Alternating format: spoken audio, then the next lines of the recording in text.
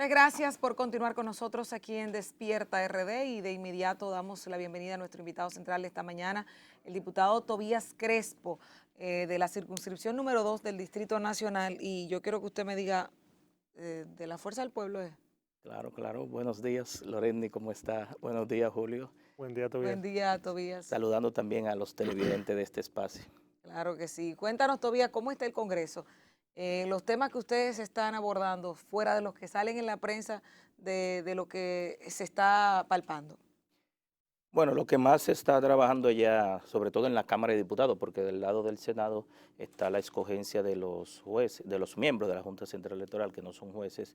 En el caso específico de la Cámara, estamos trabajando la selección de los miembros de la Cámara de Cuentas, que es un proceso que culminó la semana pasada con la entrega de los aspirantes de todos los expedientes y que en esta semana pues corre el trabajo de descartar y seleccionar a 5 ternas de 5 personas, es decir, someter 25 personas para que el Senado de la República de cada una de esas 5 elija los Son cinco cinco. miembros, que serían los sustitutos de los miembros actuales de la Cámara de Cuentas. También está corriendo, por otro lado, la selección del defensor del pueblo, que debimos haberlo elegido el año pasado, hace un año y pico, es decir, más o menos para el mes de julio del 2019, establecía la Constitución de la República que era el plazo constitucional para elegir a los miembros al defensor del pueblo, los suplentes y los adjuntos, que son en total 5, 3 adjuntos y 2 suplentes,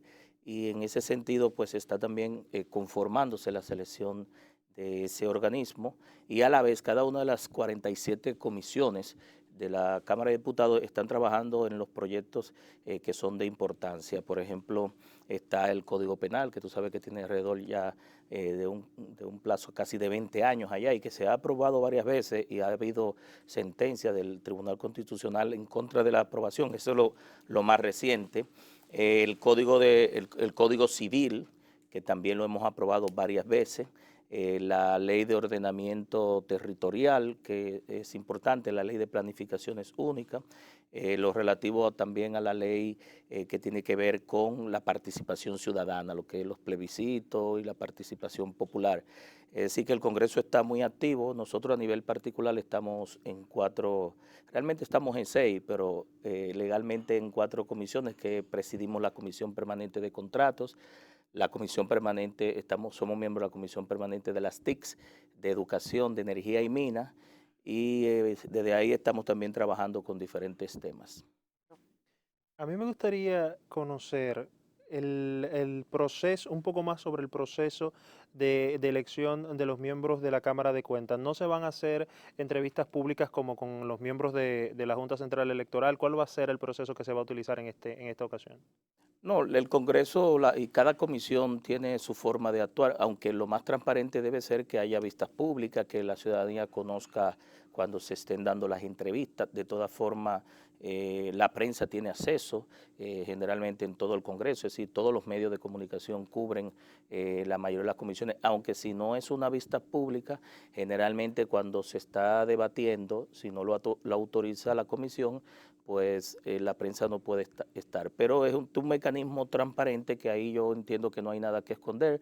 Son una serie de preguntas y de interrogantes que se le hacen a esos aspirantes, sobre todo que tienen que ver con la ejecución del puesto al cual aspiran y que en definitiva pues permitirá saber si ese aspirante tiene o no las competencias para el puesto al cual está Pero aspirando. no está contemplado hacerlo como con vistas públicas. No sé si la comisión, en el caso de la Cámara de Cuentas, la preside el diputado Rogelio Genao Lanza, Okay. pero yo he participado en las últimas 2 reuniones, pero el mecanismo ya de selección, como terminó el viernes, el depósito de los expedientes, no sé, no tengo la información si harán vistas públicas. Okay. Tobías, la ley de telecomunicaciones, creo que es uno de los proyectos que estás trabajando. Cuéntanos de esto, los detalles que tiene, la importancia que tiene y el por qué la estás proponiendo. Bien, las telecomunicaciones, y a eso se le agrega las TICs, las tecnologías de información y comunicación, son herramientas fundamentales para el desarrollo de los pueblos. Y en el caso de la República Dominicana, que hemos estado en pasos muy avanzados con el tema de las telecomunicaciones, La ley que nos rige actualmente, que es la ley 153-98, desde hace 22 años, ya necesita una adecuación al nuevo marco constitucional y a una serie de leyes generales y especiales que se han aprobado en los últimos tiempos, porque esa ley es una ley de telefonía. Cuando en el año 98 se aprobó esa ley, vino a dar respuesta en su momento a unos conflictos que habían en el sector de las telecomunicaciones, sobre todo en la parte de prestadoras de servicios de telefonía. Habían conflictos también en las empresas de difusión de televisión y de radio por el tema de la asignación de frecuencia, que había sido un desorden durante mucho tiempo, cuando pertenecía a lo que era la DGT, la Dirección General de Telecomunicaciones, que pertenecía al Ministerio de Obras Públicas, que en ese tiempo era una secretaría. Y en ese sentido, pues, iba a dar respuesta a que en el año 90 el doctor Balaguer le otorgó una licencia en su momento a Telepuerto San Isidro. Telepuerto San Isidro, que se llamaba Tricón, se le otorga una licencia, pero no había aquí en República Dominicana un marco regulatorio que definiera un ambiente de competencia. República Dominicana tenía un ambiente de monopolio privado único, donde una empresa privada desde el año 1930 pues tenía el control de todos los servicios, que en ese momento, vuelvo y repito, eran de telefonía. Se generaron una serie de conflictos de interconexión y el gobierno no tenía forma de cómo permitir que la empresa existente, que tenía todo el control, con la nueva que se aperturaba, interconectaran sus redes. Entonces ahí vino una solicitud a la UIT, la Unión Internacional de Telecomunicaciones, que es un organismo asesor de los gobiernos y al cual la mayoría pertenecen, sobre el tema de las telecomunicaciones, sobre un marco regulatorio para enfrentar ese ambiente. En ese momento, Loreni, a finales del siglo pasado, ¿verdad? 90 hacia el año 2000, todos los países de la región y del mundo empezaron a desregularizar las telecomunicaciones, empezaron a dar apertura al libre mercado. En la mayoría de los países las telecomunicaciones era un monopolio público. En nuestro caso era un monopolio privado. Entonces el objetivo principal de esa normativa era precisamente enfrentar esos conflictos, que no había un marco regulatorio para una apertura a la competencia. Se logró por un lado y también se logró darle credibilidad al Indotel, el Instituto Dominicano de las Telecomunicaciones, pero el Indotel en ese momento había que darle ese nivel de credibilidad porque la dirección anterior tenía muchos cuestionamientos. Se ha avanzado en esa credibilidad, en esa confianza en ese órgano, pero el Indotel tiene todas las funciones y todas las competencias y no debe de ser. Por ejemplo, el Indotel es el órgano rector, te define las políticas públicas, pero también es el regulador. Si hay un conflicto define los estándares, las especificaciones, se convierte en tribunal. Si hay un conflicto entre las operadoras, hay una parte del Indotel que se conforma en tribunal y tú sabes que hay un tribunal superior administrativo, hay un contencioso administrativo. Pero también Indotel se convierte en defensor de los derechos del usuario. Es decir, la defensa de los derechos de los usuarios, hay un departamento que se llama ProUsuario. Sin embargo, nosotros tenemos, aunque esto es un ambiente regulado, a Proconsumidor, una ley que defiende los derechos de los consumidores y de los usuarios. Pero también cuando hay un conflicto de competencia, de posición dominante de mercado, de monopolio, de oligopolio, el Indotel, sobre todo en la asignación de las frecuencias. El sector de las telecomunicaciones en muchos países, por un tema de que es muy intensivo en inversión, muchas veces se dan fusiones y adquisiciones. Dentro de esa fusión, una empresa compra a otra, se crea un monopolio del espectro radioeléctrico, que el órgano rector o el ente que tiene que ver con la competencia, que en este caso sería Procompetencia, determinará realmente si en esa fusión o esa adquisición se logra una posición dominante de mercado con respecto a un aspecto técnico, que estábamos hablando de las frecuencias. Todas estas funciones que hace el Indotel lo convierte en el órgano único. Entonces nosotros tenemos que desagregar cada uno de estos, pero en el año 2004 se crea la OPTIC, la Oficina Presidencial de las Tecnologías de Información y Comunicación, que en su momento iba a dar salida a todos los temas que tienen que ver con las TICs, la sociedad de la información, lo que era la economía digital y todos los servicios que tienen que ver con el Internet, los servicios en las nubes, los servicios de prestación, las redes sociales, la ciberdelincuencia, porque posteriormente se aprobó en el 2003 la ley de comercio electrónico y firmas digitales también. Es decir, que hay una serie de normativas posterior al año 98, lo que yo quiero resumir, que han llevado a que haya que adecuar este marco regulatorio.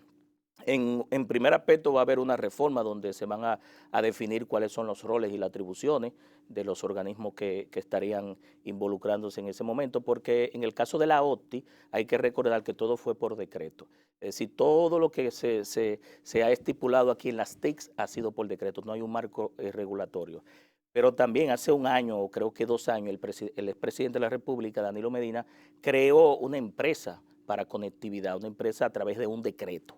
¿Qué pasa? Que al crear esa empresa a través de un decreto y esta empresa empiece a proveer servicios de banda ancha y de conectividad a los usuarios, que yo entiendo que esa empresa, su rol principal no debería ser competir con los prestadores actuales, sino proveer los servicios de educación, de conectividad para la educación a distancia, para los servicios de salud, para, por ejemplo, la imposición de las multas de los agentes de la DGC, es decir, los servicios del gobierno electrónico, del gobierno digital.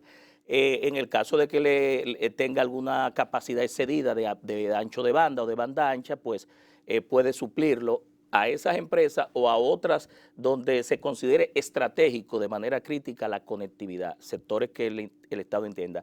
Pero esa creación de esa empresa va a provocar conflictos porque los entes privados entenderán que el gobierno tiene una posición de favorabilidad con respecto a los impuestos y a toda una serie de costos que entonces entraría en una competencia desleal. Es decir, estamos hablando de que en todo el sector se han ido creando una serie de distorsiones que hacen inminente su adecuación y su ajuste, no solamente al marco actual, sino que nosotros podamos en 20 o 30 años, porque el legislador debe ser como el arquitecto de la sociedad que uno quiere. Es decir, lo que uno debería ver en los próximos 20 o 30 años, ya el ejecutivo sería el ingeniero, ¿verdad?, quien hace la obra, y la justicia sería el fiscalizador o el supervisor de esa obra, incluyendo el Ministerio Público. Entonces, eso en primer lugar. En segundo lugar, nosotros entendemos que los costos, los precios de los costos de las telecomunicaciones deben bajar. Nosotros tenemos una propuesta. Muy caro. El más alto en el mundo. República Dominicana es uno de los países que más paga impuestos en los servicios de telecomunicaciones. Por cada 100 pesos, Lorendi, que tú pagas de los servicios de telecomunicaciones, 30 son de impuestos. 18 del ITEBI, el 10 de selectivo al consumo y un 2% que se llama la contribución al desarrollo de las telecomunicaciones, que aquí hay una queja importante. Ese 2% no era como se ha usado para construir caminos vecinales, carreteras y una serie de elementos que se usaron ahí. Ese 2% del CDT, aparte de ir a dar con la operatividad del Indotel, que era el órgano que se creaba, era para que en aquellos sitios remotos, imagínense, yo siempre pongo el ejemplo de Vengan a Ver, o en Partido, Dajabón, o en la isla Saona, en la isla Catalina, donde a las empresas de telecomunicaciones no les resultase costo efectivo, rentable, dar un servicio de telefonía o de internet o de televisión, el Estado fuera y estableciera a través de esos mecanismos de financiamiento, por eso se llama el Fondo del Desarrollo de las Telecomunicaciones. Ese 2% era para la universalización de los servicios. Si del año 98 a la fecha esos fondos se hubiesen utilizado en lo que ordenaba la ley, hoy no hubiésemos escuchado al director de Indotel decir que no hay conectividad. Que no creo que no es que no haya conectividad, es que hay puntos apartados del país donde hay estudiantes, donde hay maestros y donde están los padres con el tema de la educación, que esos fondos debieron ir hacia lograr conectividad en esos lugares que hoy nosotros nos estamos quejando. Pero también el Indotel ha dejado en muchos casos no ejecutar su función de regulador. Aquí hay muchas interferencias, emisoras ilegales, cualquier usuario te prende un transmisor y un receptor y te transmite. Tenemos interferencia, por ejemplo, de la frontera. En toda la franja de la frontera lo que se oyen son las emisiones desde Haití, es decir, que eso lleva a una serie de distorsiones desde el punto de vista de transculturación, de soberanía, porque el espacio dominicano se está invadiendo con Y en señales de otros países. en esa Y el ley tú órgano tienes, rector debe intervenir. No hay que hacer una ley para ese sí, tema en específico, pero no hay dentro que de la hacer. ley tú tienes contemplado una parte donde está el tema de las llamadas molestosas y los mensajes tal vez amenazantes o preocupantes o cuando se insulta a una gente, porque ahora mismo tenemos el Departamento de Inteligencia de Crímenes de Alta Tecnología, el DICAT, que maneja eso, pero hay un tema, si alguien me dice algo, yo hago el capture y lo someto. Si el IP no está aquí en República Dominicana, hay que pedirle un permiso a la empresa que maneja la cuenta, sea Instagram, sea Facebook, sea Twitter, cualquiera. Y así empieza una cadena que te puede extender por meses y sin saber si va a tener éxito o no. Bueno, pues una de las adecuaciones que hay que hacer es precisamente, aquí existe una ley de crímenes de alta tecnología y ciberdelincuencia. Lo que pasa es que es del año también 2007, es decir, iba en paralelo con lo que le llaman el Consejo del Convenio de Europa, Pero está todo junto. donde más de 50 países han ratificado ese convenio que empezó en Budapest por el año 2000. ¿Qué busca ese convenio? Precisamente, Lorena, los crímenes transnacionales, los crímenes de alta tecnología por Internet se dan transnacionales. Por ejemplo, un servidor en Australia, un operador que esté en Colombia y un usuario aquí clonándote tu tarjeta, robándote tu identidad, y eso hace un poco difícil, aunque no imposible, porque se puede rastrear en tecnología, todo puede ser rastreado desde el origen hasta el destino. Y en ese sentido, lo importante es que los gobiernos colaboren en lo que se llama la cooperación judicial internacional, y aquellos países que han ratificado que hace 5 años precisamente yo pertenecía a la Comisión de las TIC y ratificamos ese Congreso, República Dominicana es parte. Esos más de 50 países, cuando se le pide información desde la Procuraduría o desde la Policía Internacional, ¿verdad?, la Interpol, están obligados a servir la información porque han ratificado ese convenio. También nosotros, desde el punto de vista de la modificación de esa ley, esperamos llevar a que los derechos de la competencia, es decir, privilegiar y fomentar los desarrollos de la competencia y de los usuarios. Es decir, en República Dominicana, si una persona tiene un problema de una factura telefónica, por ejemplo, de que le pusieron un consumo que no tenía, y su primera opción es ir a la empresa prestadora, que es como debe de ser, a reclamar que ese consumo no está. Si esa empresa no le da aquiescencia a su solicitud, pues entonces se dirige a ProUsuario. ProUsuario es una oficina que está en la Lincoln y que tiene 8 operadores para 11 millones de líneas telefónicas. Pero entonces, si esa oficina, que no fue creada en la ley, es decir, esa ley en su momento dejó fuera o no reforzó el tema de la defensa de los consumidores. En ese sentido, tiene entonces que el Indoter asignar lo que le llaman unos abogados que cobran cada uno por caso, por ejemplo, mínimo 15,000 a 20,000 pesos para defenderte tal vez un reclamo de una factura de 2,000 pesos, le resulta muy costoso. Tú agarras todo ese periplo y al final, si ese organismo de colegiado no le da aquiescencia, también el usuario puede judicializarlo, es decir, puede ir a la justicia. Es un trámite muy, muy tortuoso, donde al final la mayoría de los usuarios desisten de cualquier reclamo sobre un tema que tiene que ver con una defensa de sus derechos. El mismo Tribunal Constitucional ya ha dado sentencia con respecto a los contratos de adhesión de la mayoría de las empresas de telecomunicaciones, donde ha determinado que alrededor de 22 cláusulas de esos son abusivas, lo que implica que ha ordenado que la mayoría de las empresas de telecomunicaciones modifiquen esas cláusulas que van en contra de los derechos de los usuarios y de los consumidores. ¿Este proyecto de ley ya fue presentado? O sea, ¿ya fue sometido? No, nosotros lo hemos estado trabajando desde hace 7 años, incluso hemos estado haciendo una legislación comparada, porque, Julio, mucha gente me decía: Tobías, tú has sometido proyectos en todas las áreas, menos en tu área De de telecomunicaciones. competencia profesional y académica. Y pues en febrero nosotros pensamos abordar entonces el sometimiento de este proyecto de ley de modificación, no solamente de la ley de telecomunicaciones, sino crear el nuevo marco jurídico de las TICs. Es un aporte que nosotros pensamos hacer durante estos 4 años, donde se discutirá, me imagino que como en todo proyecto que hay interés, irán todas las prestadoras, irán ADORA, la Asociación Dominicana, la Cámara TICS, que hay una Cámara de las TICS, todas las empresas de cablero, los revendedores de servicio de Internet, que aquí en República Dominicana hay un problema con los revendedores de servicio de Internet, que están siendo, por ejemplo, muchos de ellos sometidos a la justicia porque no tienen las licencias habilitantes o los permisos de operación o las concesiones, pero una gran cantidad de usuarios se está conectando a estos revendedores que le dan conectividad vía una antena, ¿verdad? Una torre pequeña, y te dan una conectividad que ahí tú puedes tener telefonía, puedes tener internet y también puedes tener televisión, sobre todo ahora que nosotros estamos en la teleeducación, en el teletrabajo y en todo a distancia. Pero esperemos Pero que te no pega. pase, perdóname Lorena, esperemos que no pase como con la ley de tránsito, que ahora estamos hablando de una modificación o de una posible modificación para bajar los montos de la multa y que se pueda aplicar, y unos reglamentos que faltan Mira, todavía. ese es el responsable Por también eso de lo esa ley. digo. Soy el responsable de la ley, no Pero así la de su multa- aplicación. No de su aplicación. Pero la multa yo no veo bien que la bajen. Lo que No. pasa es, Lorena, y déjame explicarte, ese proyecto es mío. Y tú dirás, Claro. bueno, Claro, tú que por eso Yo se lo te, digo. te en 3 conozco años. de años con todos los proyectos que tú has trabajado. Lo que pasa es que no hay ley perfecta. Las leyes son las que cada estado necesita. Mira qué pasa con el régimen sancionador, y aquí voy a explicar.